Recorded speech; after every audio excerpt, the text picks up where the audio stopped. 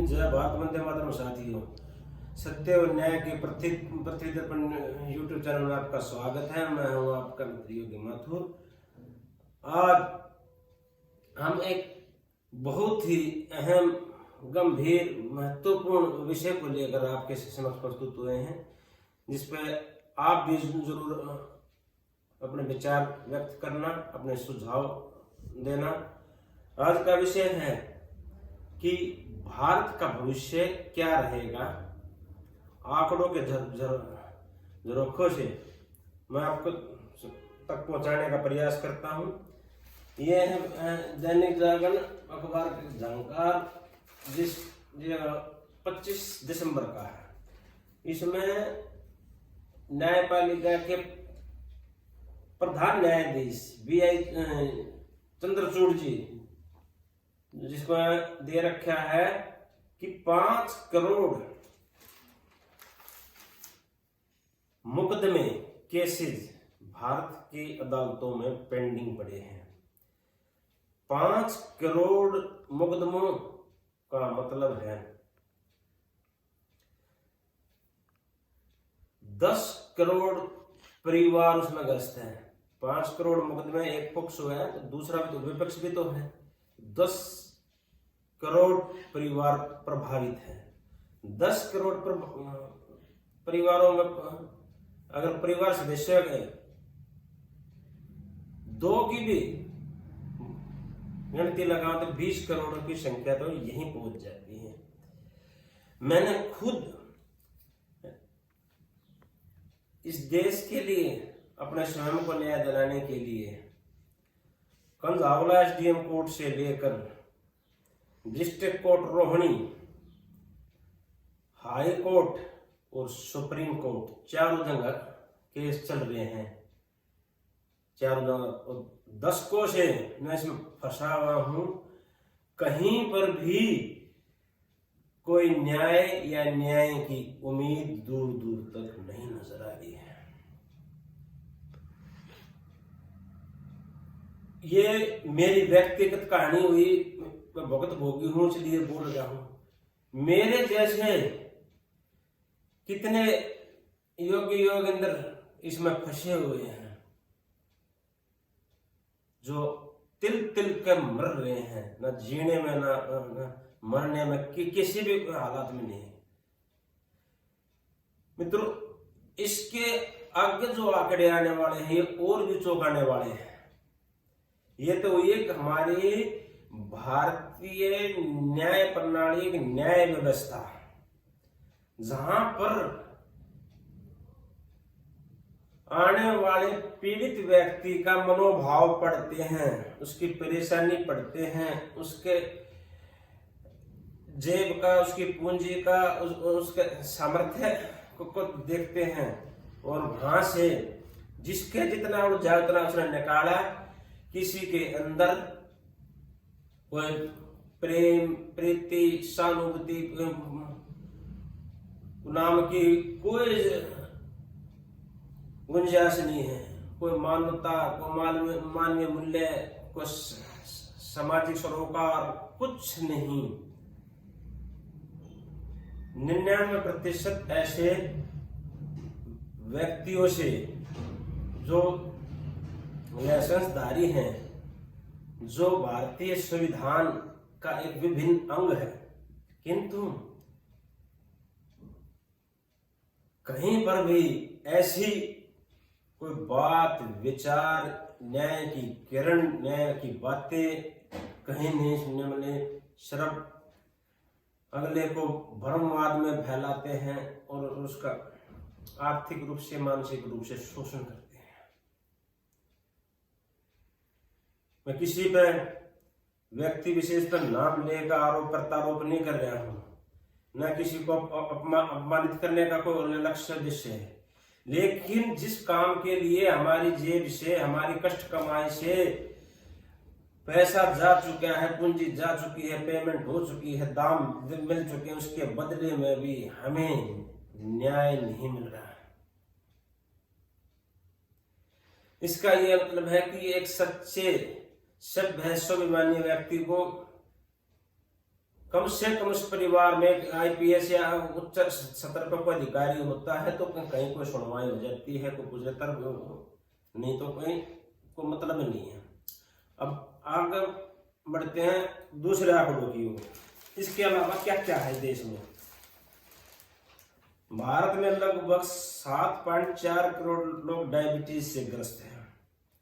लगभग 12.4 दिल की बीमारी से ग्रस्त हैं। 12 करोड़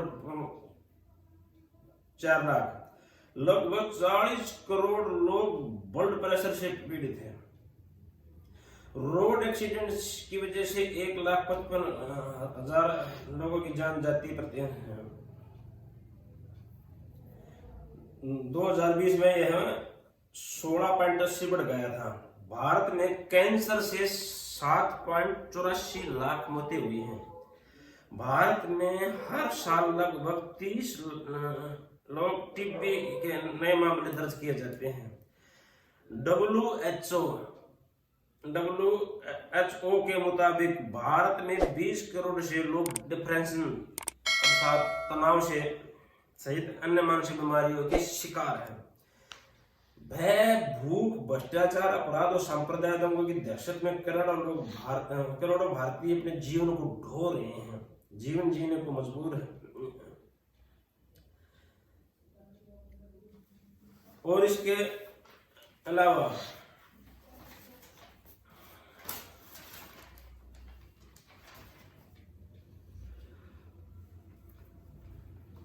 वर्तमान आंकड़ों में भारत में युवा बेरोजगारों की संख्या 37% है और भारत के युवा भी लगभग 38-40% दिखाई दे रहे हैं। इसके अलावा स्मार्टफोन, टीवी, ऐप, इंटरनेट, बेतुके यूट्यूब चैनल के जंगलों में फंसकर भारतीय युवा पीढ़ी एकाग्रता, नैतिकता, सभ्यता, मानवीय मूल्य से दूर होती जा रही है। सीमाओं पर प्रतिवर्ष हजारों की संख्या में हमारे जवान शहीद हो रहे हैं, बलिदान हो रहे हैं। इसके अलावा लव एंड रिलेशनशिप, लव जिहाद, लव मैरिज, पठान मूवी जैसे वाद विवाद, राजनेताओं द्वारा जातिवाद, मजवाद, संप्रदायवाद, बेतुके गैर जिम्मेदाराना अलगाववाद फैलाने वाले बयान, जिससे परिवार, समाज, राष्ट्र छिन्न भिन्न होने हैं। और हम इसके अलावा private school, private college, private अस्पताल, प्राइवेट डॉक्टर, प्राइवेट जांच एजेंसियां जो लैब वगैरह बोलते हैं, फर्जी एनजीओ, पाखंड, पागलपन फैलाने वाले तांत्रिक बाबा के चुंगल में आप जनमानस फंसा हुआ है। इनका कुल आंकड़ा हमने इकट्ठा कराया तो टोटल मिलाकर 84 करोड़ 47,80,000 बन गए हैं। तो भारत की जो आज जनसंख्या है जो 135-40 करोड़ पहुंची हुई है, उसमें कितने बचे हुए हैं, उसके अलावा वो और किस किन चीजों से ग्रस्त हैं। देखो, भय, भूख, भ्रष्टाचार, अपराध, और 5 विकार, काम, क्रोध, लोभ, मोह, अहंकार। ये कितना लंबा चौड़ा एक हमारा डाटा तैयार है। ये तो कुछ ऐसी हैं जिस जानकारियां मैं जुटा पाया हूं, ऐसी बहुत सी जानकारियां हैं जो अभी मेरे भी नॉलेज और पहुंच से बाहर है, जो जिसकी खबर सुर्खियों में नहीं आती, न्यूज़पेपर में नहीं आती। तो आज का वर्तमान भारत किस दिशा में जा रहा है, इन सब की समस्याओं को मिटाने के लिए एक PIL सुप्रीम कोर्ट में लगाई थी, जो तीसरी बार रद्द हो चुकी है, जिससे व्यक्ति मानसिक, शारीरिक, वैचारिक, पारिवारिक, आर्थिक, आध्यात्मिक हर प्रकार से ग्रोथ करता। और जो ये देश हिंदू, मुस्लिम, अन्य और संप्रदाय झगड़े, वाद विवादों से ग्रस्त और छिन्न भिन्न हो चुका है, जिसका कोई समाधान किसी से सरकार या संगठनों के पास नहीं मिल रहा है, कि भारत की एकता और अखंडता कैसे हम सुरक्षित रख सकते हैं। मैं किसी भी नेता का राज्य सत्र पर हो, केंद्र सत्र पर हो, किसी को दोषारोपण नहीं करना चाहता, लेकिन ये सोचने का तो विषय है कि भारत किस दिशा में जा रहा है। अगर ऐसे बगैर जागरूकता के, बगैर जिम्मेदारी के आगे बढ़ता रहा तो किस दिशा में जाएगा। अपने मुंह से कुछ भी मैं नकारात्मक या कोई बुरी बातें नहीं कहना चाहता हूं, लेकिन ये बहुत ही गंभीर विचारणीय विषय है। मैं भी एक आम सामान्य नागरिक हूं, भारतीय नागरिक हूं। मेरे अंदर ये जागरूकता आई है, जो आध्यात्मिकता से आई है ना। मेरे इस मन मस्तिष्क में भी विचार आता है, अरे अपना भरा जग का भरा क्यों परेशान हो रहा है। लेकिन एक अंतर आत्मा से आवाज उठती है कि ये काम की जिम्मेदारी तेरे को है, तो विचार उठाने पड़ेंगे, आवाज उठानी पड़ेंगी। देश के जो अनेक समस्याओं से ग्रस्त हैं, उसको संपूर्ण समाधान की ओर ले जाना पड़ेगा। तो हमारा विशेष यह है संपूर्ण परिवर्तन, संपूर्ण समाधान। बहुत से लोगों को कुछ समझ में नहीं आता है, नेता बनना चाह, अभिनेता बनना चाह, हम तो ये कांत का अपने शांति प्रिय, शब्द प्रवृत्ति के ग्रस्ती साधारण से व्यक्ति हैं। लेकिन अंदर की चेष्टा, अंदर की प्रेरणा, अंदर के विचार, अंदर का ये आध्यात्मिक उद्घोष हमें आराम से नहीं बैठने दे रहा है कि कहाँ जाए, क्या करे, क्या किसको भेजें।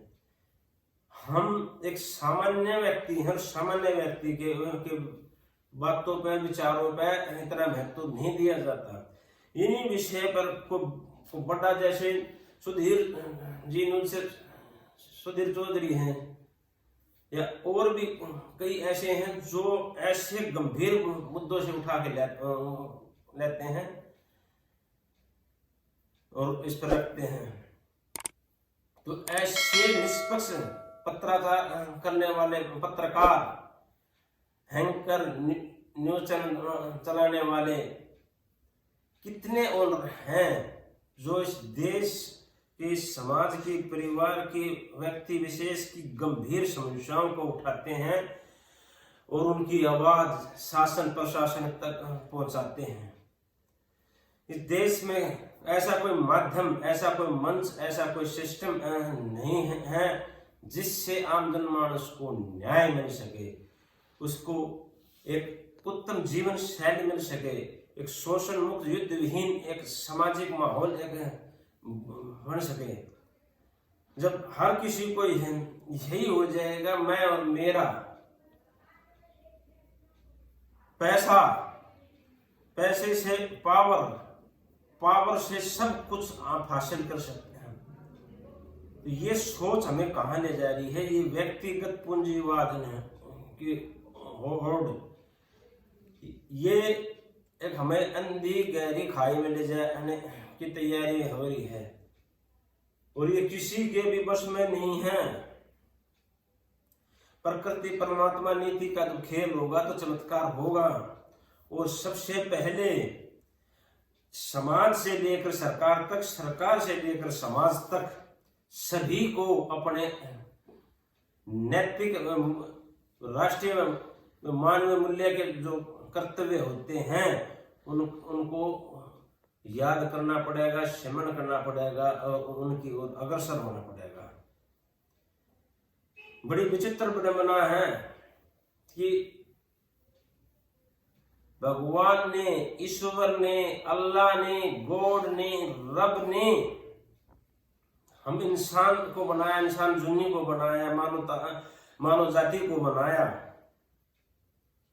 और हम उसी के नाम पर एक दूसरे पर छिट्टा कशी, आरोप प्रत्यारोप और एक दूसरे को नीचा दिखाने का प्रयास कर रहे हैं। यहाँ तक कि उसको लूटने, उसको मारने तक इसका भी प्रयोजन नहीं है। तो ये किस तरह का पाप, पाखंड और पागलपन समाज में फैल रहा है, ये हमारे लिए सोचने का विषय है। इसके लिए हमने ये आखिरी जो लाइन है मैं आप तक पहुंचाने का प्रयास करता हूं। इन सभी चीजों से व्यक्ति विशेष, परिवार, समाज और राष्ट्रीय छिन्न भिन्न हो रहा है, क्योंकि हर कोई यही सोच रहा है कि इस देश में कहीं भी सत्य, शांति और न्याय और एक सच्चे स्वाभिमानी व्यक्ति के रहने योग्य सत्ता नहीं है। अपने आप में सब जस्टिस हैं, जज हैं। तो जब ताकतवर अपने से कमजोर को सहारा देगा, सहयोग करेगा, उसको उठाने का प्रयास करेगा, तब समाज में ये संवैधानिक जो है हमारा अधिकार है समानता का, जो शिक्षा का, मानवाधिकार का, सांस्कृतिक सरोकारों का, ये तब ऊपर उठेगा। अब हम तो इस एक छोटे से YouTube चैनल पृथ्वी दर्पण के माध्यम से एक छोटे से मुंह से, एक छोटे से चेहरे, छोटे से पहचान से आप तक ये विचार पहुंचा रहे हैं, लेकिन असलियत, वास्तविकता ये है कि ये आत्मा, परमात्मा और हुतात्मा जिन्होंने राष्ट्र और मानवता के लिए अपने प्राणों की आहुति दी है,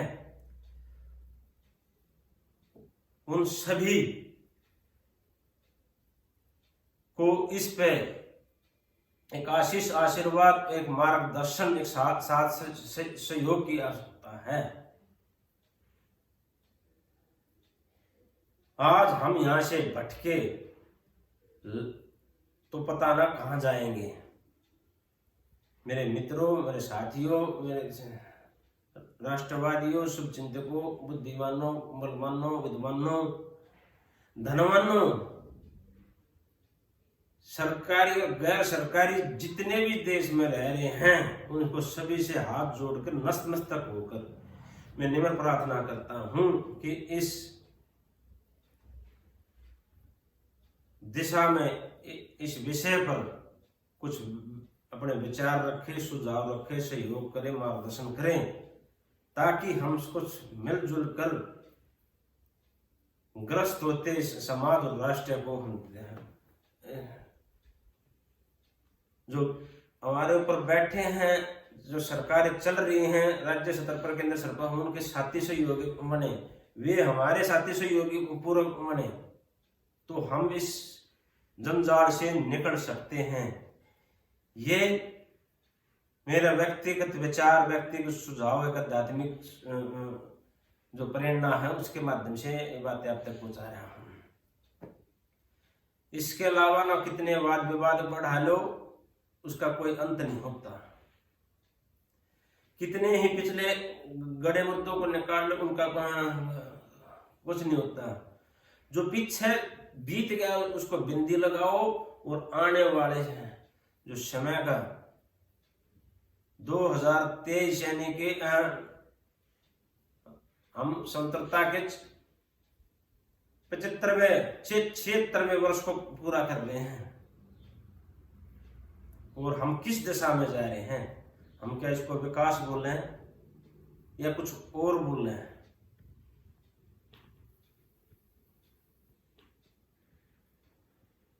इस तरह के अन्याय, अत्याचार की वीडियो, खबरें, न्यूज चैनल, पेपर भरे आते हैं, देखने को मन नहीं करता है।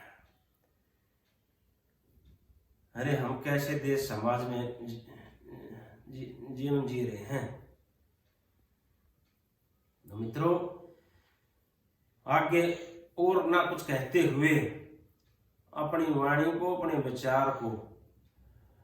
विचारों को यहीं पर मैं विराम देता हूं। आप भी कृपया इस अति राष्ट्रीय हित सर्वहित के अति महापुनित महत्वपूर्ण कार्य में, लक्ष्य में, उद्देश्य में, इस संपूर्ण व्यवस्था परिवर्तन में आप साथ सहयोग, आशीष, आशीर्वाद दे। आपके लिए शुभ हो, मंगलमय हो, भावना शुभकामनाओं के साथ विदाई चाहता हूं।